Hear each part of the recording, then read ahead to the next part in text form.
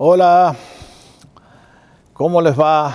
Muy bienvenidos todos al estudio de los viernes a la noche aquí en Comunidad de las Américas. Pastor Jorge, un abrazo grande para todos, un beso enorme a toda la familia linda de Comunidad de las Américas aquí en el sur de California, a todos los miembros de Comunidad de las Américas que están regados en todos los puntos del continente, que un día estuvieron aquí y el Señor los movió para que les sirvan en otros puntos. A toda la gente hermosa que nos mira desde Canadá hasta el sur de Argentina. Un abrazo grande para toda la gente de México en forma especial en este estudio. A todos los grupos que se reúnen en el Distrito Federal. A toda la gente de Guatemala, de Honduras, que tuvimos el privilegio de conocernos y hoy servimos juntos al Señor. A toda la gente de Argentina, de Chile, que siguen la transmisión, a todos un abrazo enorme. La gente de Santa Fe, mi ciudad casi original, aunque no nací allí, pero donde viví 27 años y allí está llena de hermanos y amigos que nos amamos y agradezco que estén sintonizando este estudio. A toda la gente de Santiago, en Chile, donde tengo una prima muy linda, Alicia, y muchas otras personas que siguen esta transmisión. Así que para todos, absolutamente a todos, un abrazo enorme y la alegría de saber que no he tenido noticias de ustedes. Eso es buena noticia en estos días, porque quiere decir entonces que la buena mano del Señor los está protegiendo y guardando. Esta semana tuvimos un momento que nos tuvimos que poner a orar en serio por uno de nuestros sobrinos que fue atrapado por este virus traicionero y bueno, damos gracias que hoy está mejor, Cristian. Así que, qué bueno. ¿Hasta cuándo tendremos que seguir batallando esta maldición? Quiera el Señor tenernos misericordia pronto y que de alguna manera podamos restaurar algo de lo que era la antigua normalidad. Recién entré aquí al campus de la iglesia. Para los que no conocen esta iglesia, tiene un edificio tremendo, resultado de la gracia de Dios a lo largo de 120 años. Y ahora ver todo esto desierto y vacío, ¿quién pudiera haber predecido lo que nos tocó vivir en este año 2020? ¿Qué les puedo decir? Sin lugar a dudas, este ha de ser recordado como un año de muerte. Qué terrible. Aquí en Estados Unidos creo que vamos llegando a los 300,000 personas. Y uno dice, qué feo, qué feo. Cada una de esas personas preciosas hoy ya no están con nosotros. Esta semana, el padre de uno de los miembros acá de nuestra iglesia, de Jessica, también pasó a la eternidad a encontrarse con el Señor, pero de todas maneras son pérdidas gigantes. Así que confío que el Señor ha de extender su gracia sobre todos ustedes una vez más y en estos próximos días nos ha de dar el poder de perseverar y triunfar hasta que veamos a Satanás aplastado bajo los pies de los creyentes, como dice Romanos capítulo 16. Así que bienvenidos todos, sea tarde, mañana, noche, cualquiera sea la hora del día, bienvenido. Vamos entonces a Apocalipsis capítulo 14. Y si usted no ha leído los capítulos 38 y 39 de Ezequiel, le ruego que en este momento ponga un stop ahí en la transmisión, lea los libros, el libro de Ezequiel, capítulos 38 y 39, porque vamos a estar hablando de esos dos capítulos en forma extendida ahora en poquitos minutos. Por lo tanto, como no puedo leer el párrafo, le invito a usted a que lo haga. Entonces, una vez que lo haga, reúnase una vez más con nosotros y vamos a leer la continuación de lo que venimos estudiando, o sea, la última parte, la última sección de Apocalipsis capítulo 14. Si tienen sus Biblias, dice así la palabra del Señor. 14, justo, imposible errarle. Dice el apóstol Juan, en medio de todas estas visiones, miré y he aquí una nube blanca, y sobre la nube uno sentado semejante al Hijo del Hombre, que tenía en la cabeza una corona de oro y en la mano una hoz aguda. Y del templo salió otro ángel clamando a gran voz al que estaba sentado sobre la nube: mete tu hoz y ciega, porque la hora de cegar ha llegado, pues la mies de la tierra está madura. Y el que estaba sentado sobre la nube metió su hoz en la tierra, y la tierra fue cegada. Salió otro ángel del templo que está en el cielo, teniendo también una hoz aguda. Y salió del altar otro ángel que tenía poder sobre el fuego, y llamó a gran voz al que tenía la hoz aguda, diciendo: mete tu hoz aguda y vendimia los racimos de la tierra, porque sus uvas están maduras. Y el ángel arrojó su hoz en la tierra y vendimió la viña de la tierra y echó las uvas en el gran lagar de la ira de Dios. Y fue pisado el lagar fuera de la ciudad, y del lagar saltó sangre hasta los frenos de los caballos. Por versión del 60 dice 1600 estadios, traducidos al lenguaje de hoy son 300 kilómetros. Hasta aquí la palabra de Dios. Y vamos a pedir al Espíritu Santo que abra los ojos de nuestro entendimiento en estos momentos. ¿Les parece bien? Tómense un minutito para preparar nuestro corazón, nuestra mente, nuestro espíritu, para recibir con mansedumbre, como dice el libro de Santiago, la palabra de Dios, que llega para nuestra salvación y nuestra edificación en la fe. Padre, bendice a tu pueblo, bendice a cada persona que va a mirar este estudio, para que todos, Señor, podamos ver con ojos espirituales lo que el mundo no ve, Señor. Te doy gracias por este libro, porque es tu revelación y nos muestra cosas en el mundo invisible que para el sentido físico no se puede, Señor. Pero nosotros lo podemos ver y podemos darte gracias, porque nos trae seguridad a nuestra vida, sabiendo que tú estás en control y que tus propósitos y tus promesas son para todos aquellos que te aman algo glorioso. Bendecimos tu nombre y bendecimos a cada persona en este momento. Sé tú nuestro Maestro, Señor. Te lo pedimos en el nombre poderoso de Cristo Jesús. Amén y amén. Bueno, mis hermanos amados, el título que quise escoger para este estudio es La gran ciega del planeta Tierra. Yo leo este último versículo 20 del capítulo 14 que acabamos de leer, y leo: del lagar salió sangre hasta los frenos de los caballos por 300 kilómetros. Al leer esta frase, créanme que se me hiela la sangre a mí. Me quedo sin respiración. Entro en un estado de asombro al pensar que este versículo nos describe algo que es imposible de visualizar, de medir en el horror, en el espanto, en la tragedia que el Espíritu Santo nos está revelando. ¿Cuánta sangre hay en un cuerpo humano?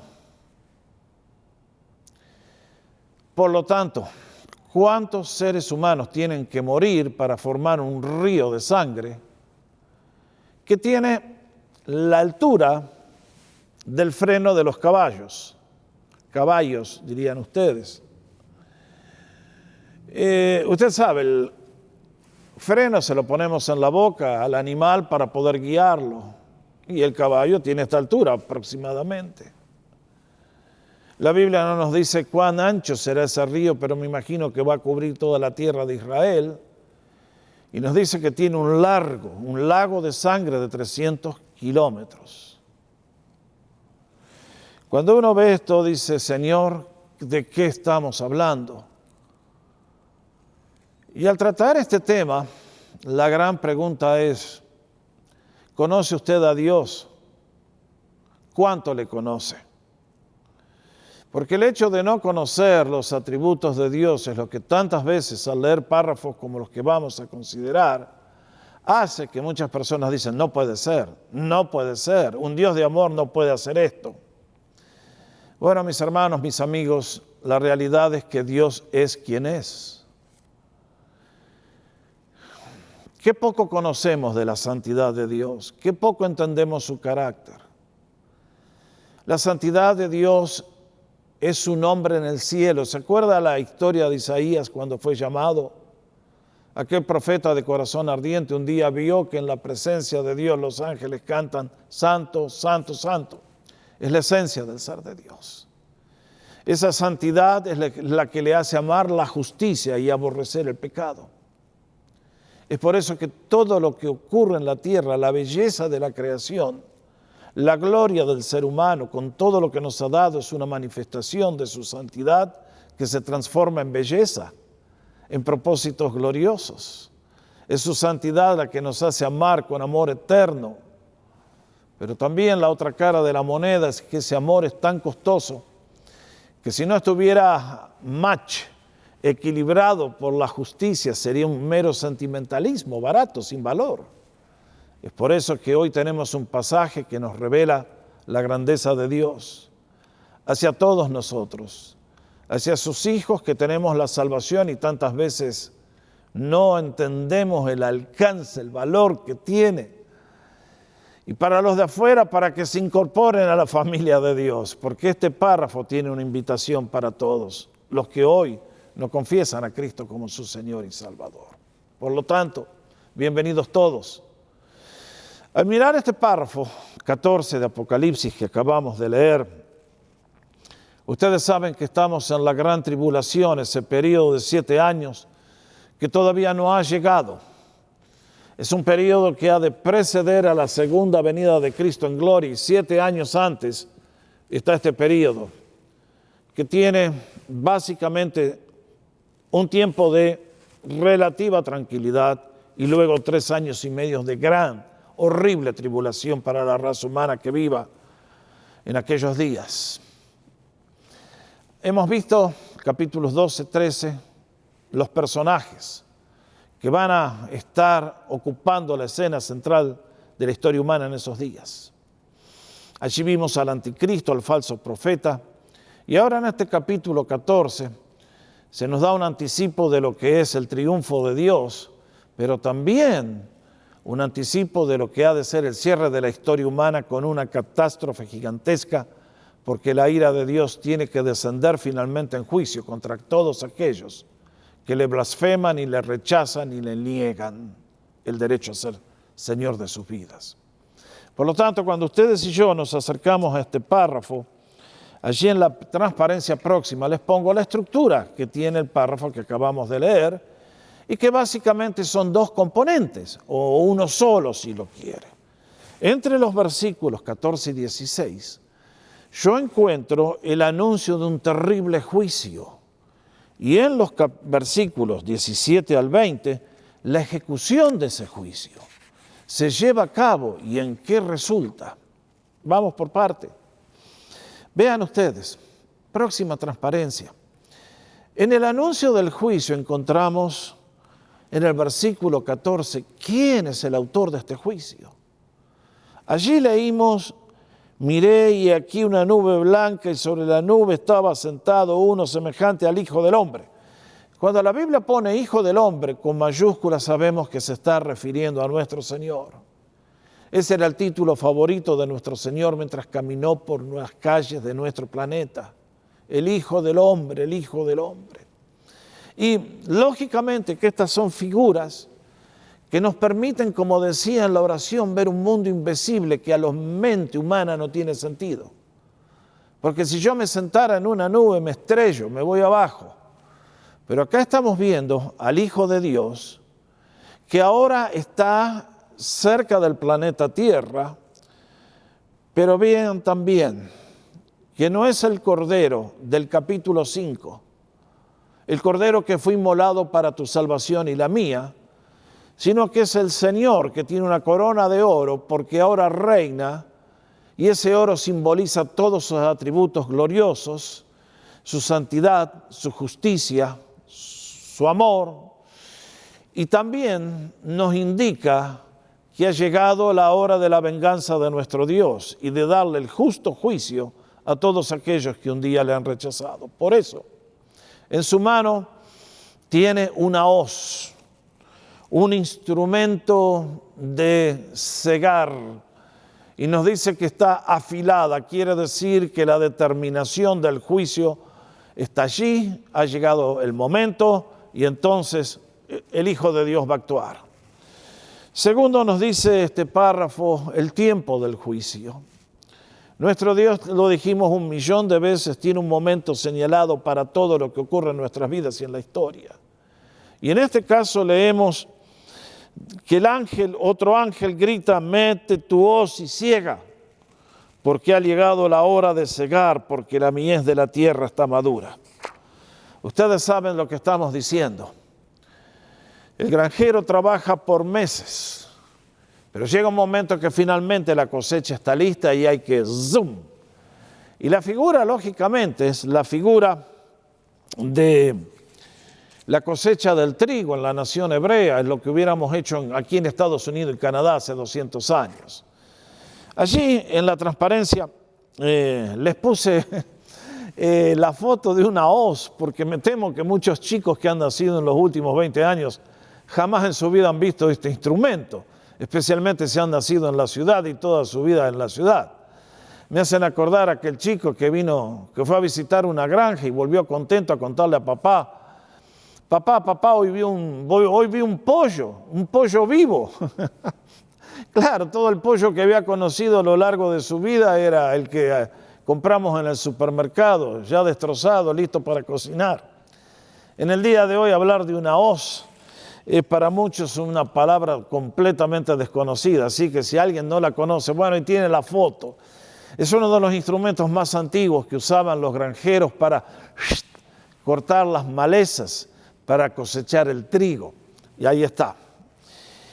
Y entonces, en los versículos 17 al 20, vamos a la próxima transparencia, el ángel da la orden, versículos 17 y 18.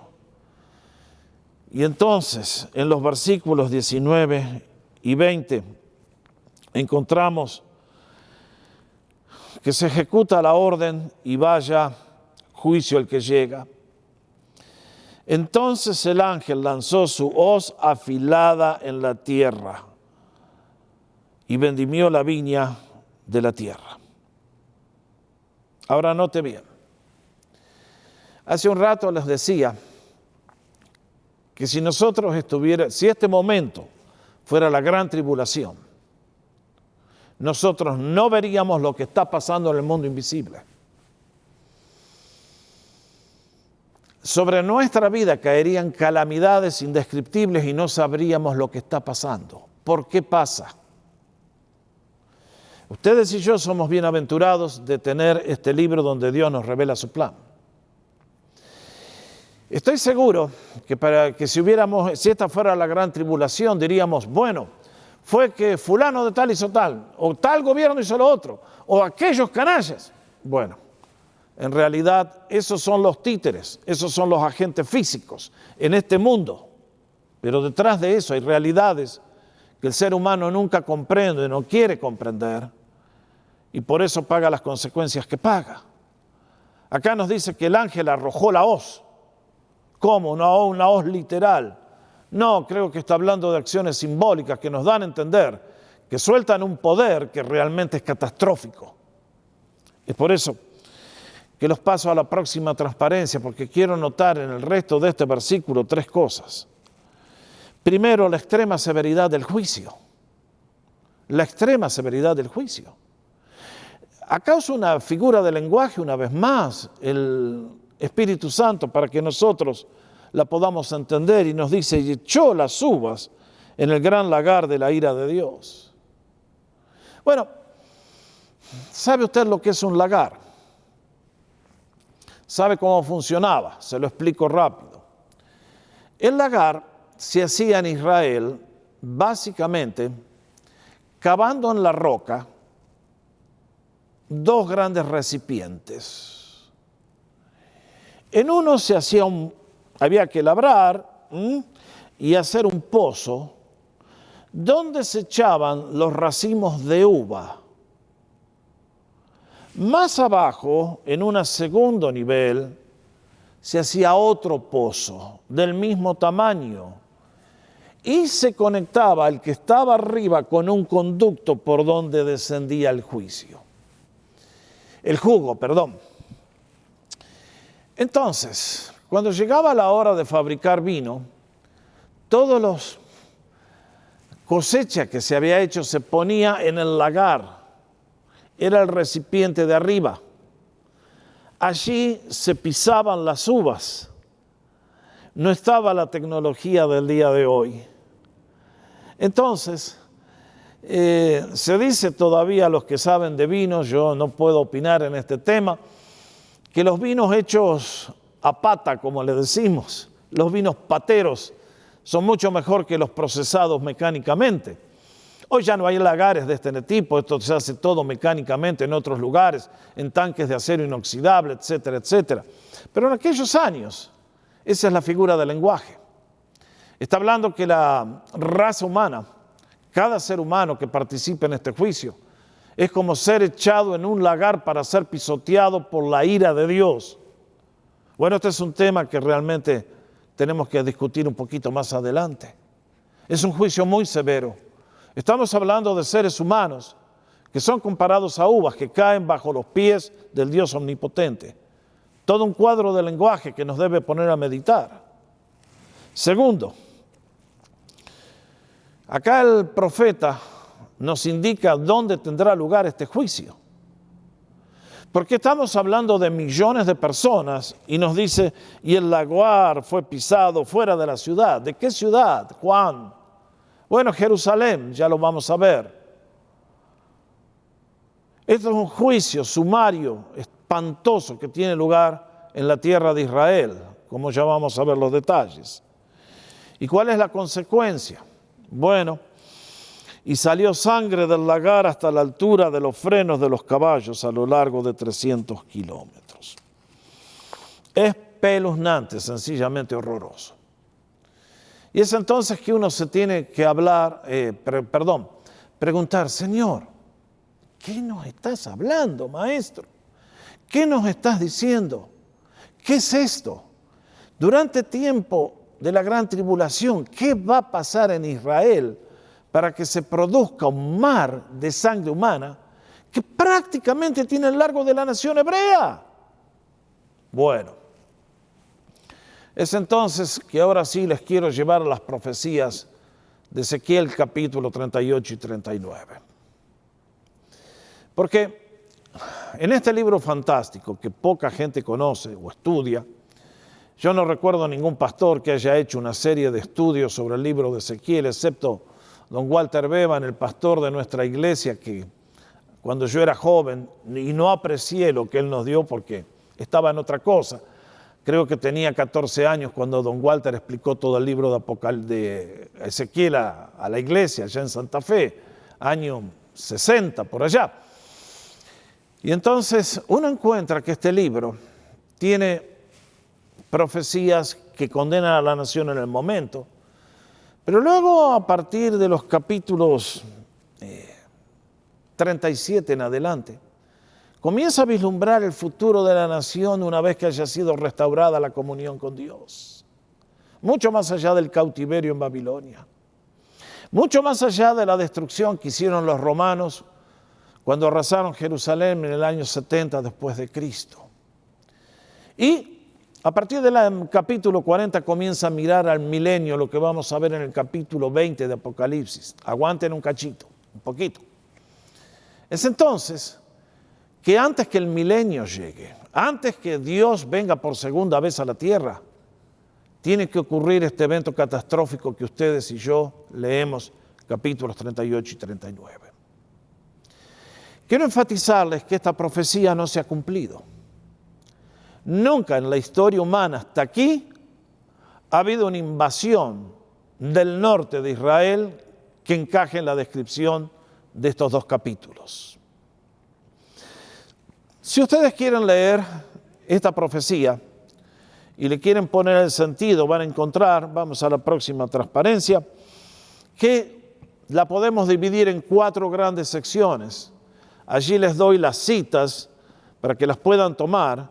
Y en cada uno de esos versículos, el Señor le dice a Ezequiel, Ezequiel, escribe lo que te digo, Ezequiel.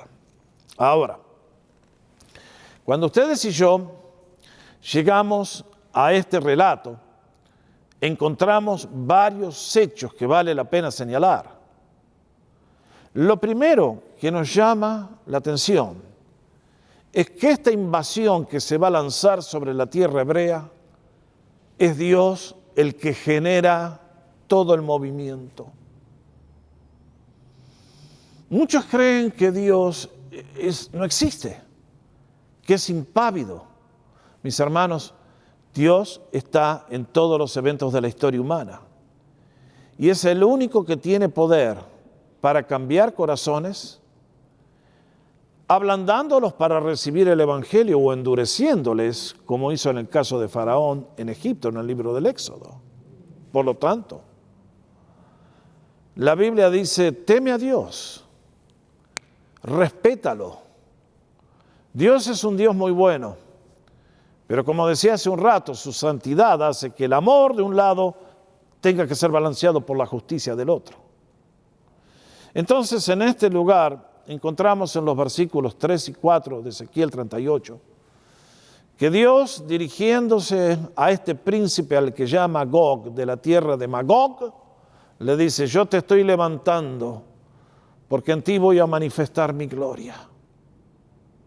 Lo segundo que le dice es, en este capítulo nos da una descripción, porque esto no es solamente una nación, sino una coalición de naciones.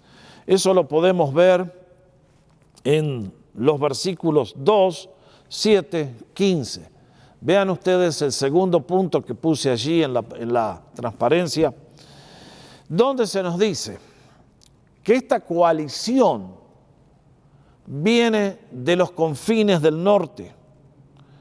Y lo vuelve a reiterar en el versículo 15, vendrás de tu lugar de los confines del norte. Ahora, no es una sola nación, es un grupo que viene de los confines del norte y también viene con varios países asociados.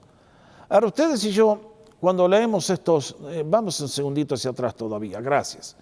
Ustedes y yo cuando leemos estos libros, estos nombres, Gog, Magog, Tubal, Mesec, Tagorma, Togarma, ustedes saben, son nombres de aquel entonces. Ustedes y yo tenemos que entender esos nombres. Ahora, creo que no hace falta buscar en un léxico hebreo lo que quiere decir cada uno de estos nombres. Basta solamente con tomar un mapa y ver de quiénes está hablando el Señor. Vamos ahora sí a la próxima transparencia. En este mapa que les muestro, tienen allí una idea de lo que estamos hablando. En el punto central, a donde convergen los ejércitos, está la tierra de Israel. Ahí hay una palabra muy interesante en el libro de Ezequiel. Dios le llama a la tierra de Israel el ombligo del planeta, porque está justamente en el centro, en el medio. Y es tremendo ver cómo la tierra de Israel, desde el día que Dios bendijo a Abraham, ha sido el objeto de conflictos y de luchas y de maldiciones. Y en este caso, Si usted quiere saber quién es el que inicia la acción, quién es Gog, bueno, tome ese mapa, ponga la tierra de Israel, ponga Jerusalén y trace una línea directa hacia el norte. ¿Y a quién le pega? A Moscú. Vea usted ahí en el mapa que yo le pongo. Por lo tanto, creo que no hay que ser muy erudito en idiomas originales para entender de quién el Señor está profetizando. Y es notable, porque antes de 1917 diría que Rusia no existía. ¿Por qué? Era una nación bastante retrógrada. No era una nación, no era una potencia en el concierto de las naciones.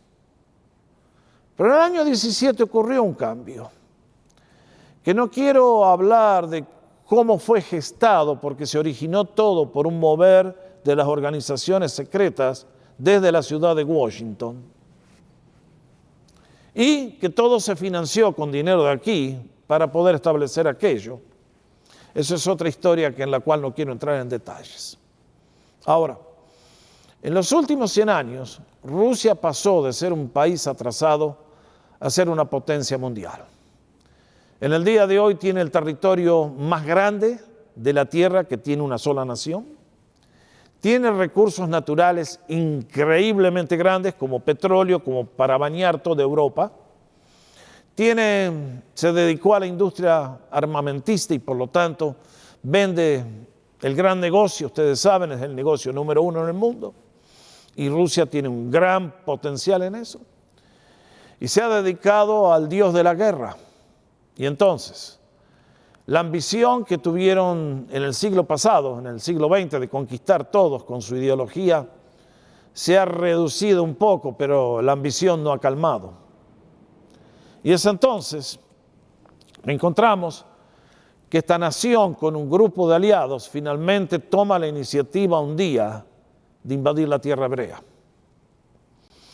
En el versículo 8, vamos a la próxima transparencia, encontramos cuándo será esta invasión. El profeta, citando palabra de Dios, nos dice en forma clara: de aquí a muchos días serás convocado, al cabo de los años. ¿De qué estamos hablando? Esta expresión nos indica que es el tiempo del fin, el día de la venida del Señor se ha acercado. Y noten bien que esta profecía no se pudo haber cumplido porque acá hay una condición. Sus habitantes, o sea, el pueblo hebreo, ha sido sacado de entre las naciones y todos ellos habitan confiadamente. ¿Qué quiere decir esta frase? Que luego que los romanos conquistaron Jerusalén, arrasaron la tierra de Israel. La hicieron inhabitable para que nadie más vuelva a vivir ahí, perdonen la redundancia. Cuesta creer el odio y la perfidia del ser humano. ¿Saben lo que hacían? En el caso de los pueblos invasores, y los romanos fueron los últimos que lo hicieron, talaban todos los árboles para que nadie pudiera tener ni sombra, ni aire, ni frutos. Rompían todas las tierras de cultivo echándole piedras. Esto es lo que los romanos hicieron, para que la nación hebrea desapareciera de la faz de la tierra. Y en ese estado estuvo la tierra de Israel hasta el año 1948. Cuando, en un movimiento del Espíritu de Dios que tiene su reloj perfecto, a esta nación que los romanos expulsaron y diseminaron por todos los por todos los países del planeta, ahora, en un movimiento espontáneo generado por la obra de Dios, los hebreos comenzaron a volver a la tierra. Encontraron una tierra que no valía nada, una tierra que había sido hollada. Y sin embargo, ustedes saben que desde que Israel comenzó hace 72 años su vida como nación, tuvo que experimentar no sé cuántas guerras y la nación sobrevivió por la mano de Dios. Y desde entonces ha convertido ese lugar en una tierra que ahora es una potencia económica. Y nos dice, habrán venido de todas las naciones. No, esta profecía no se cumplió, no antes del 1948. No se ha cumplido hoy todavía. Y nos dice, y los habitantes estarán habitando confiadamente. ¿Cuándo? Hace 5 años visitamos Israel y aprovechamos a charlar con varias familias del país, y una familia muy linda que encontramos allí en el Mar Muerto nos decía: en esta nación no hay paz, todos los días tenemos amenaza de guerra. Dice, es terrible vivir aquí. Pero en Ezequiel leemos que este pueblo ahora estará habitando confiadamente. ¿Por qué? ¿Cómo? Por el pacto que les hizo el anticristo, garantizándoles la paz a cambio de que lo coronen a él. Y sigue diciendo, ocurrirá en los postreros días. Bueno, no hace falta que les explique esto, ya lo dije. Estos son los días que preceden a la segunda venida del Señor. Ahora esta invasión, ¿a dónde va? Ya lo dije. Pero aquí está el fundamento. Versículos 8 y 14, próxima transparencia. Al cabo de años vendrás a la tierra restaurada de la espada. Esa fue la de los romanos. Y recogida de entre muchos pueblos. Está la dispersión de los judíos que están en América, en Canadá, en Argentina, en todos los países del mundo casi. Contra los montes de Israel, que continuamente han sido objeto de destrucción. Vea lo que dice el Señor. Más de una vez, naciones han querido invadir y cuando lo hicieron, destruyeron y arrasaron todo. Y otra vez, en aquel día cuando mi pueblo Israel habite confiadamente. ¿Dónde? En su tierra. Esta invasión llega a la tierra de Israel. Ahora vean el tamaño del ejército invasor que viene. ¿Por qué hablamos de que va a haber un río de sangre tan grande? Dice, tú subirás, vendrás como una tempestad y serás como una nube que cubre la tierra, tú con todas tus tropas y muchos pueblos contigo. Bueno, ahí tienen una linda. Se imaginan, la figura del lenguaje es muy fácil. Hay días que ustedes y yo no podemos ver el sol porque las nubes lo ocultan. Esto me imagino que será como cuando venían las plagas de las langostas sobre la nación de Israel. Eran tan numerosas las plagas, el ejército de langostas que venían a comer los sembrados, que dicen que cerraban el sol. Eso me lo contaban gente que lo vivió en Argentina, allá por la década del 30. Afortunadamente los pesticidas terminaron con mucho de este azote. Pero en este caso está hablando de que el ejército que va a venir es tal magnitud que es como si los rayos del sol no pueden pasar, de tan espesa que es la nube. Millones de soldados. ¿Cuántos? No nos dice, pero sospecho que son unos cuantos soldados. Y nos dicen los versículos 10 y 13 el motivo de la invasión. Nos dice que sube Rusia para, mejor dicho, tendría que bajar hacia el sur para pasar la escoba, el arrebatar tesoros que tiene esta tierra tan rica. Esto no nos debe sorprender. Hasta que Israel volvió a la tierra, el Mar Muerto no servía básicamente para nada. Algunos vivos que sabían de las virtudes curativas de las aguas y de las sales que hay en el mar, aprovecharon para su propia restauración personal de la salud. Pero básicamente nadie vio el valor que había allí. Hasta que ahora, con todos los materiales que necesitamos para hacer celulares y satélites, allí hay una cantidad de materiales que son de valor incalculable. Y es entonces que no es difícil entender por qué esta nación industrializada necesita esos recursos, y entonces ahí va el ejército. Estos están indefensos, no nos van a poder parar, ahí vamos, les robamos todo y los matamos a todos y los echamos. Pero no contaban con que la mano de Dios tiene otro plan en este caso. No es ayer, es en el futuro. Y ellos no saben que ha llegado el día de la ira de Dios. No saben que ha llegado el día de la venganza de Dios. Y por lo tanto Dios, con este ejército, va a tratar con ellos de una manera muy particular. Versículos 18 al 23. Ustedes lo leen en casa, después en su totalidad. Pero vea lo que dice el Señor en versión resumida. Ocurrirá en aquel día, cuando Gog venga contra la tierra de Israel, dice el Señor Dios, que estallará mi ira en mi rostro. Muchos no quieren hablar de la ira de Dios, pero la santidad de Dios, los vuelvo a reiterar, es lo que hace que manifieste su amor infinito por ustedes y por mí, pero también que traiga justicia al que la merece. Es por eso que vean la expresión que usa, estallará mi ira en mi rostro. ¿Ustedes vieron el rostro de una persona airada? Bueno, ese día la manifestación de la justicia de Dios hará que se manifieste, pero con un poder increíblemente gigantesco. Y sigue diciendo, mostraré mi grandeza y mi santidad. Otra vez lo que les estuve diciendo. La santidad de Dios, que no puede permitir el mal, finalmente ha llegado a la hora de traer el castigo. Así me daré a conocer ante los ojos de muchas naciones y sabrán que yo soy el Señor. Ahora, mis hermanos, alguien me preguntará, ¿por qué este castigo tan severo contra la tierra de Rusia? Bueno, ¿qué le parece a usted? Los seres humanos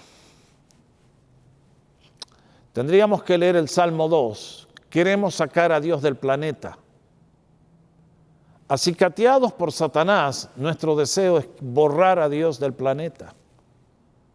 El grito de Jerusalén, fuera, fuera, fuera, no queremos que este reine sobre nosotros, es el grito que se escucha todos los días en las calles de Jerusalén, de Moscú, de Los Ángeles, donde estemos.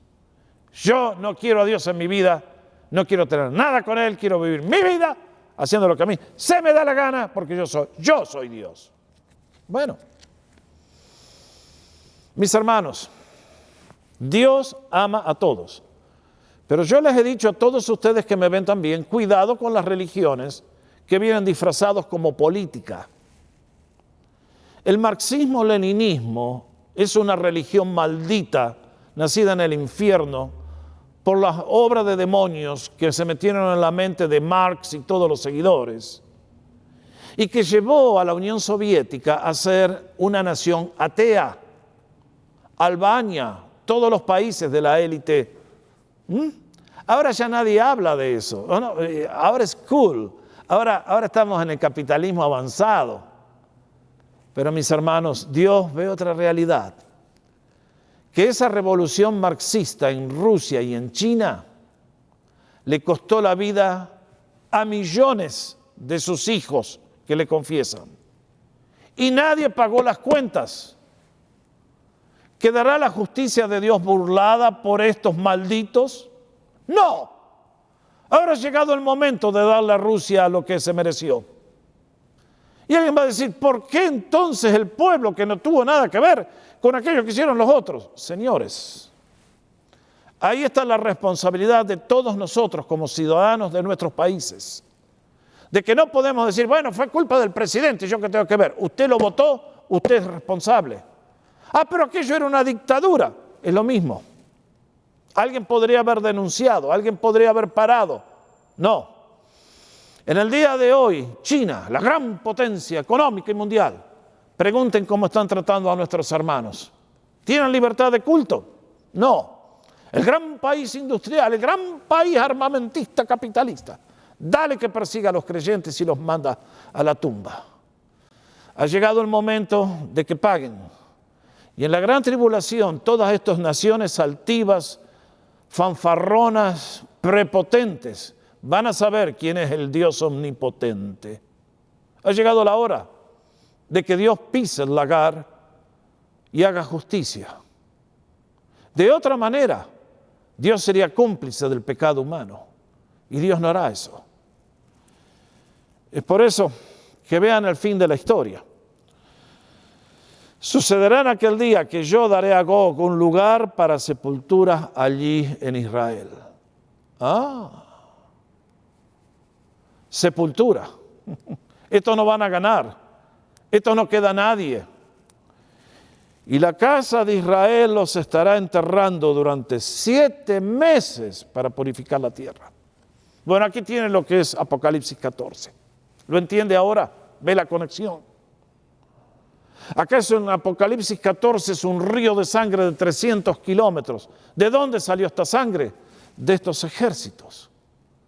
Que ha de ser una catástrofe tan grande que el pueblo hebreo estará enterrándolos por 7 meses. Y vea cómo dice, entonces saldrán los habitantes de las ciudades de Israel y encenderán fuego y harán arder las armas, los escudos, las defensas, las lanzas, y con ello tendrán combustible para hacer mover la economía y mantener las casas calentitas en invierno. ¿Por cuánto tiempo? 7 años. 7 años. Piense lo que es esto. Y sin embargo, la mano en juicio de Dios, la hoz afilada, tiene otro mensaje también. Y confío que los que me están viendo puedan captar algo de todo esto. Porque otra vez vuelvo a lo que decía en el principio, que poco conocemos de Dios. Esta semana tuve la experiencia bastante triste de tener que tratar con una persona que su mente es un baluarte del enemigo. Y a esas personas es muy difícil ayudarles porque todo lo que uno les pueda decir no lo van a entender, no lo van a aceptar. Pero tienen la cabeza llena de mentiras y de fabulaciones que solamente una mente influenciada y controlada por demonios pueden llegar a concebir. Hay mucha gente en el día de hoy que por esa mente entenebrecida por el pecado y los demonios no entiende a Dios. Y a ustedes y a mí que somos creyentes, ¿cuánto tiempo nos toma hasta que comenzamos a ascender en el conocimiento del Señor? Vean lo que dice aquí, capítulo 39, versículo 7. Daré a conocer mi santo nombre. Marque. Mi santo nombre en medio de mi pueblo Israel. Alguien me va a decir, pastor, los judíos han tenido que pagar un precio altísimo por rechazar a Cristo. Absolutamente. Esta es la nación que un día gritó, fuera con este, fuera con este, fuera con este. No queremos que reine. Danos a Barrabás. Horrible elección. Es la que muchos hacen en el día de hoy. Dame los placeres del pecado. A la muerte con Jesús. A la cruz, al cadalso, a la horca. Compañeros, por favor, reflexionen un poquito. Tú te estás levantando contra la santidad y la mano del Dios omnipotente. ¿Y qué dice el Señor? Yo voy a dar a conocer mi santo nombre en medio de mi pueblo Israel. ¿Cómo? Con este juicio calamitoso que va a significar un río, un mar de sangre. ¿Vas a estar tú entre ellos también un día? Y nunca más permitiré que mi santo nombre sea profanada. En el día de hoy, muchachos, chicas, yo les aseguro que me asombro ante la grandeza de la paciencia de nuestro Dios, contigo y conmigo también, porque yo no soy excepción. ¿Cómo el Señor nos deja salir con tantas malas y no nos hace caer la guillotina en el cuello? Pero llega un día cuando se va a acabar y sabrán las naciones que yo soy el Señor, el Santo de Israel. Otra vez, no el monigote de Israel, no el títere de la raza humana, el Santo de Israel. Y sin embargo, en medio de toda esta profecía, a este pueblo incrédulo, de dura cerviz, el Señor va a tratar con todas estas cosas para llevarlos a un nuevo nivel de bendición. Y es por eso que cierra diciendo, no esconderé más de mi pueblo mi rostro, porque habré derramado mi espíritu sobre la casa de Israel, dice el Señor Dios. Ah, Señor, qué inescrutables que son tus caminos. Realmente que tus pensamientos son inalcanzables para nuestras mentes finitas. Pero qué bueno saber que tú nos dejaste tu palabra para que todos pudiéramos saber en qué punto de la historia vivimos y qué decisiones tenemos que hacer para vivir bien bajo tu bendición, prosperando. Es por eso que quiero cerrar recordándoles una vez más qué poco conocemos los atributos de Dios. Usted que me está escuchando, ¿podría hacer una lista con los atributos de Dios? Su eternidad, su infinitud, su mansedumbre, su amor, su justicia, su santidad, su autosuficiencia. ¿Los conoce? ¿Podría explicarlos? ¿Cuánto ha crecido en el conocimiento de Dios? Yo creo en aquello que dijo el Señor, y esta es la vida eterna, que te conozcan a ti, el único Dios verdadero, y a Jesucristo, a quien has enviado. Ese es el propósito central de la existencia humana. ¿Usted lo está cumpliendo? ¿Cuánto conoce de Dios? ¿Le conoce hoy mejor que hace 10 años, que hace un año? ¿Tiene usted la pasión de conocer a Dios? Ahora, dentro de los atributos de Dios, la ira de Dios es un tema que no se trata. Les pongo aquí en la pantalla la frase que escribió en uno de sus libros uno de mis profesores en Vancouver, el doctor James Packer. En su libro Hacia el conocimiento del Dios Santo dice, el hábito de la iglesia contemporánea es rebajar esta doctrina, la doctrina de la ira de Dios. Para la sociedad que se ha vendido sin ninguna vergüenza a los dioses de la avaricia, el poder, el sexo y la autocomplacencia, la iglesia tartamudea acerca de la bondad de Dios y guarda silencio absoluto en cuanto a sus juicios. Lo dijo bien el doctor. De él aprendí muchas de las cosas que predico en el día de hoy. Tenía razón. En el día de hoy todos queremos un evangelio diluido que no le calma la conciencia a nadie. Y también cuando quitamos la ira de Dios de la picture, de la foto, por eso los creyentes en el día de hoy tienen cero poder, porque no ven el peligro en que se encuentren y la necesidad de vivir vidas santas que glorifiquen a Dios. Cuando vemos el tema de la ira de Dios, tenemos que comprender dos cosas que vale la pena señalar. Primero, vamos a la próxima, que es una más, por favor, que es un aspecto de la justicia. Esa santidad a Dios le hace ser justo. Abajo les puse la frase también del doctor Packer. La esencia de la ira de Dios es darle a los humanos lo que ellos mismos han elegido con todas sus implicaciones, nada más y tampoco nada menos. Así es. Si Dios no juzga el pecado, es un Dios falso. El amor sería, como dije hace un minuto atrás, un mero sentimentalismo barato, sin ningún valor. Pero el amor de Cristo lo mandó a la cruz. Y la santidad de Dios es un fuego que quema tanto que Cristo tuvo que morir por ti y por mí. Si no, no había cielo para ustedes, ni para mí. Es por eso que el segundo aspecto de la ira de Dios es que es para aquellos que eligen recibir este castigo. Siempre me acuerdo, una vez más, voy a citar a mi pastor de la niñez, don Walter. Me quedó grabado cuando enseñando de las cosas del fin decía, Dios va a hacer lo imposible por salvar a cada ser humano, le va a dar muchas oportunidades para que no se vaya al infierno finalmente. Pero hay gente que escoge ir y Dios tiene que obrar en consecuencia. Y así es. Es por eso que creo que de vez en cuando Sería lindo leer este libro que está en la Biblia y estoy seguro que el 90% de la gente ni lo conoce ni lo ha leído. Nahum, uno de los profetas antiguos. Vean lo que dice en cuanto al carácter de Dios. Dios celoso y vengador es el Señor. Vengador es el Señor y está indignado. El Señor se venga de sus adversarios y guarda su enojo contra sus enemigos.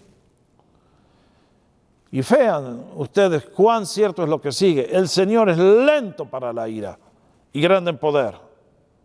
Pero tampoco, la otra cara de la moneda es que de ninguna manera dará por inocente al culpable.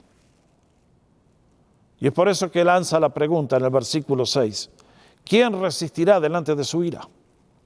¿Quién quedará en pie ante el furor de su enojo? No los ejércitos humanos, no la gran coalición que va a invadir Israel. Su ira se vierte como fuego y se desmenuzan las peñas delante de él. Vuelva a leer Ezequiel y va a ver que esto tiene mucha razón. Es por eso que en medio de esta escena de catástrofe, Nahum en el versículo 7 pone una de esas frases preciosas que para ustedes y para mí son una fuente de aliciente, de gozo, de seguridad eterna. ¿Cómo dice? Nahum 1:7.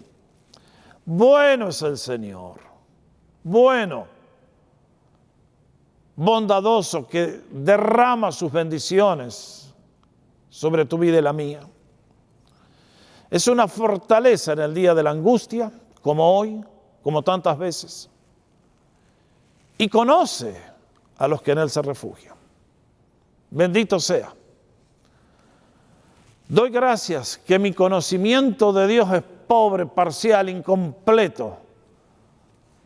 Pero doy gracias que el conocimiento que Dios tiene de mí es absolutamente infinito y perfecto, y nada me podrá quitar de la mano de mi Padre Celestial, que murió por mí en la cruz para darme redención y vida eterna.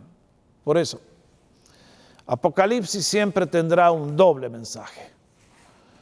Un mensaje de espanto, de horror, para todos aquellos que blasfeman el nombre de Jesús y le niegan.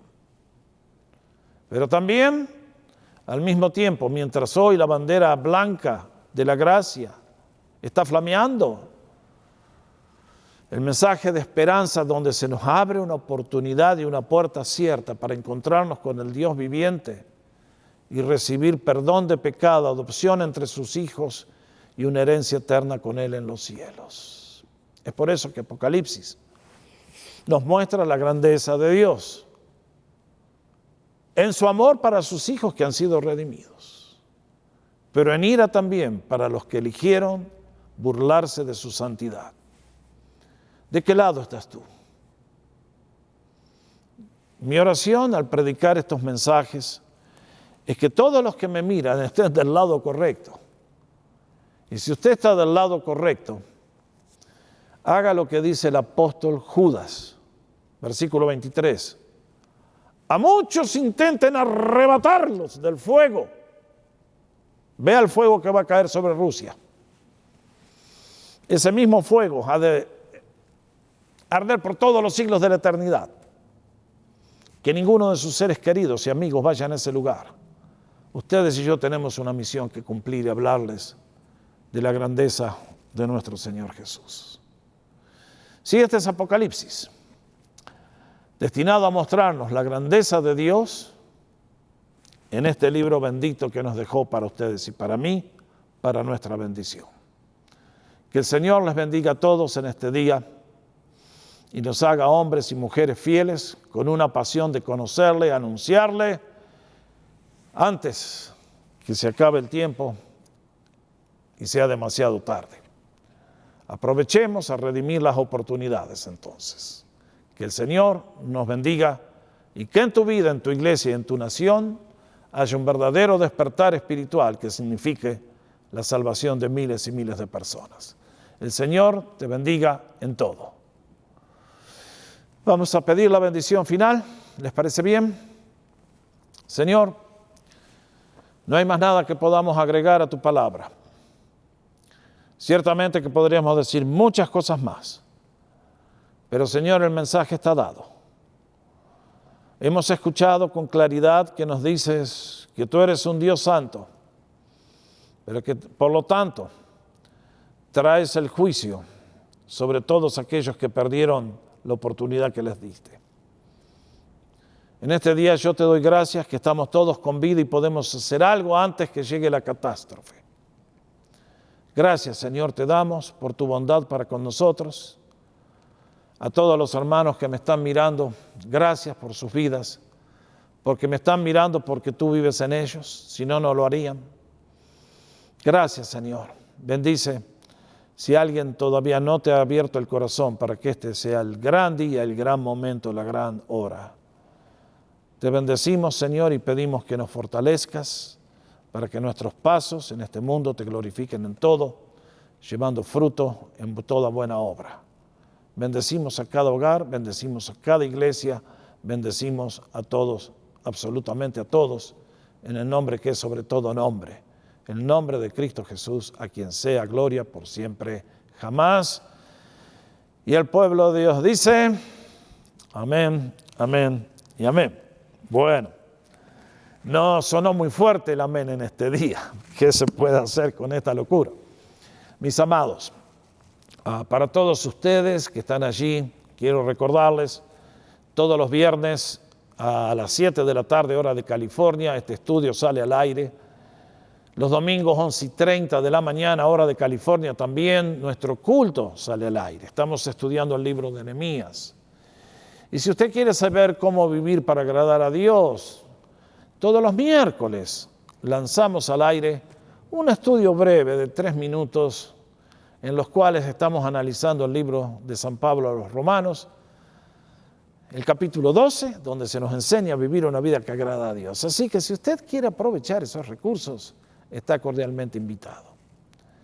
En nuestra página, realidadonline.com, puede encontrar más de 300 videos hemos subido con enseñanza bíblica, práctica, relevante, como intento que sean todos los sermones que yo predico. Por lo tanto, vea usted, si usted quiere compartir la fe, busque la serie Sermones para compartir mi fe. Si usted quiere saber en qué consiste el plan de salvación, busque el camino hacia Dios y cómo encontrarle. Quiere tener un estudio completo de la vida cristiana, estudie el libro de Efesios, el plan de Dios para mi vida. Quiere saber cómo vivir, busque el estudio sobre la epístola de Santiago. Hay muchísimos estudios que he preparado para su crecimiento espiritual y su bendición. Por lo tanto, la invitación está hecha, realidadonline.com. ¿Y qué les puedo decir?